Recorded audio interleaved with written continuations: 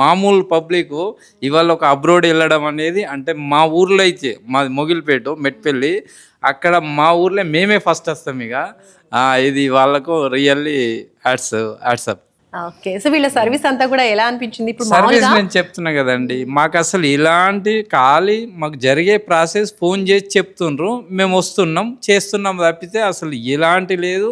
ఇప్పటికి ఖర్చు మేమేం డబ్బులు పే చేయలేము, అంతా వాళ్ళే 43 lakhs శాంక్షన్ అయింది.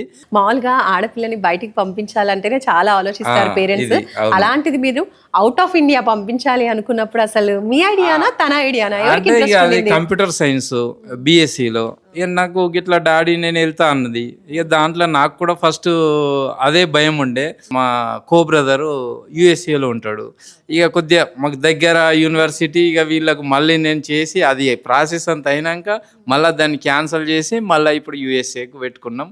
అది కూడా సక్సెస్ అయింది. మీ హ్యాపీనెస్ ఇప్పటికే తెలుస్తుంది మీ మాటల్లో. ఉన్నది వాళ్ళకి కావాల్సింది ఇచ్చుకుంటూనే వెళ్తున్నా. ఇప్పుడు ఇది కూడా నాకు పెద్దదే, కానీ వీళ్ళ ద్వారా చిన్న సమస్య అయింది అన్నట్టు. సో ఇప్పుడు మీకు లోన్ వచ్చింది అంటున్నారు కదా, ఇది కొలేటరలా నాన్ కొలేటరలా అండి? నాకు ఎలాంటి ఆస్తులు లేవు. ఒక నా గ్రామంలో ఇల్లు ఉంది. అడిగారు మీకు ఏముంది అంటే ఊర్లో ఇల్లు ఉందన్న. కాకపోతే నా సాలరీ నాదేది నేను చేసే జాబు దాంట్లో పే స్లిప్స్ అవి నాకు ఎంత వస్తుంది అవి పెట్టుకున్నారు. అది పెద్ద ఇష్యూ కాదు. ఇక్కడ ₹1,00,000 లోన్ తీసుకుంటే కూడా అవన్నీ పెట్టుకుంటారు, కానీ ఇది చాలా పెద్దది మాకైతే.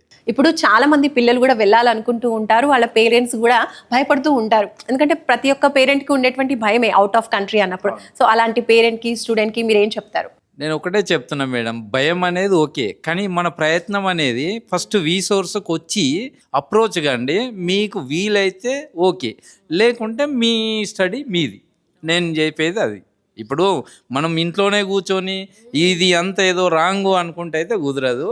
దయచేసి చదవాలనుకునే పిల్లలకు భవిష్యత్తు ఇవ్వాలనుకునే తల్లిదండ్రులు ఖచ్చితంగా వచ్చి ఒకసారి సోర్స్ వల్ల చూడండి అంతే. ఇక్కడ వచ్చి చూస్తే మీకు అర్థమవుద్ది ఏం జరుగుద్ది ఏంటి అనేది. సూపర్ అండి. Okay, thank you so much అండి. Thank you.